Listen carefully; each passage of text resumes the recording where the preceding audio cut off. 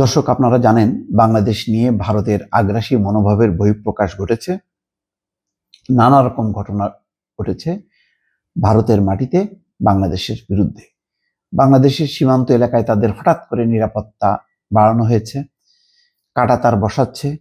ত্রিপুরাতে হোটেল রেস্তোরাঁয় বাংলাদেশিদের খাবার বন্ধ করেছে, চিকিৎসা বন্ধ করেছে ত্রিপুরা এবং কলকাতায়। একই সঙ্গে আগরতলায় বাংলাদেশ মিশনে হামলা হয়েছে। কলকাতা এবং মুম্বাইতে বাংলাদেশ মিশনের সামনে বিক্ষোভ সংঘটিত হয়েছে। এই পরিস্থিতিতে বাংলাদেশে এখন সকল রাজনৈতিক দলের একটি ঐক্য গড়ে উঠছে ধীরে ধীরে। আর এই ঐক্যের ডাক দিচ্ছেন ডক্টর মোহাম্মদ ইউনূস। জাতীয় ঐক্য নিয়ে ছাত্রনেতা, রাজনৈতিক এবং ধর্মীয় নেতাদের সঙ্গে বসতে যাচ্ছেন ডক্টর মোহাম্মদ ইউনূস। ইতিমধ্যে ছাত্র নেতাদের সঙ্গে বসছেন এবং পর্যায়ক্রমে আগামীকাল সকল বড় রাজনৈতিক দল এবং পরশু ধর্মীয় রাজনৈতিক দলের সঙ্গে বৈঠক করবেন ডক্টর মোহাম্মদ ইউনূস।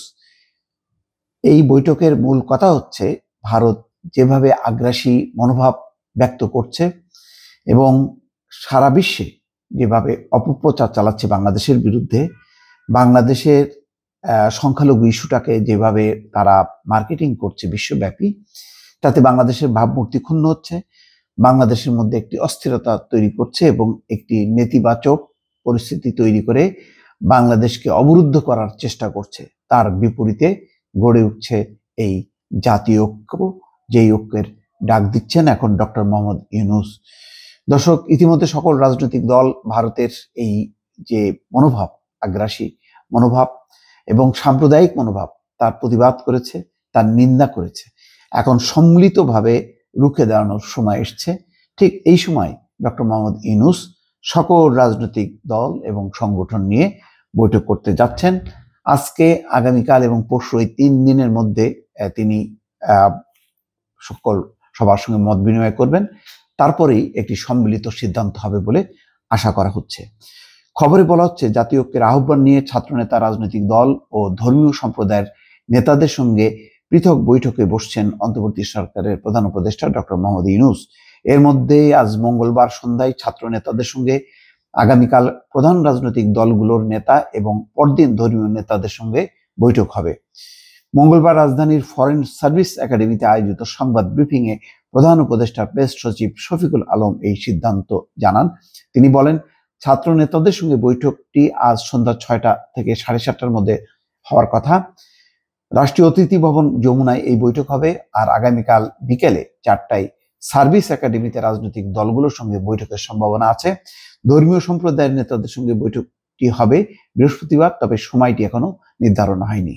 প্রেস সচিব শফিকুল আলম বলছেন, এসব বৈঠকের উদ্দেশ্য হলো জাতীয় ঐক্য।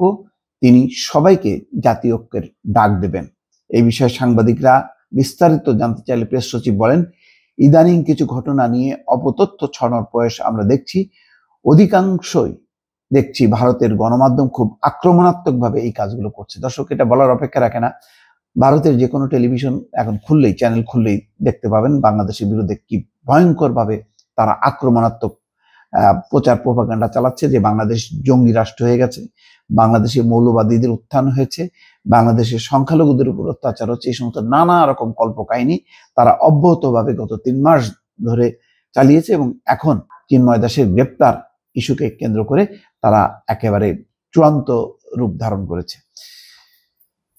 শফিকুল আলম বলছেন, এটার জন্য জাতীয়ভাবে ঐক্য তৈরি করে আমাদের বলতে হবে, তোমরা আসো, দেখো কি হচ্ছে।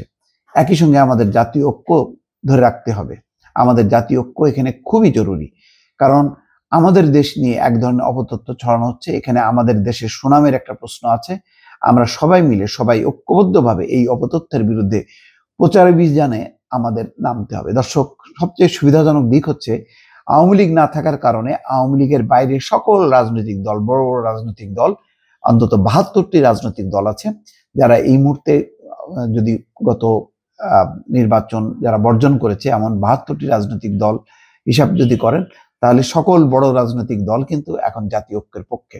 ফলে এই দলগুলো যদি ঐক্যবদ্ধ হয়, মানুষের তো বলার অপেক্ষা রাখে না। অন্তত ভারতের এই ইস্যুটু ভারতের এই ইস্যু কোনোভাবেই তারা গ্রহণ করবে না, বরং ভারত যে একটি অমানবিক কাজ করছে, বাংলাদেশি রোগীদের চিকিৎসা বন্ধ করে খাওয়া দাওয়া সহ বন্ধ করা এবং যে ধরনের বিক্ষোভ সংগঠিত করছে, সীমান্তে এসে যেভাবে পণ্য আমদানি বন্ধ করে দিচ্ছে, ফলে একটি জাতীয় ঐক্য এখানে সামনে এসছে এবং সকল রাজনৈতিক দল সেটি সাড়া দেবে বলে আশা করা হচ্ছে। দর্শক ভালো থাকবেন, আল্লাহ হাফেজ।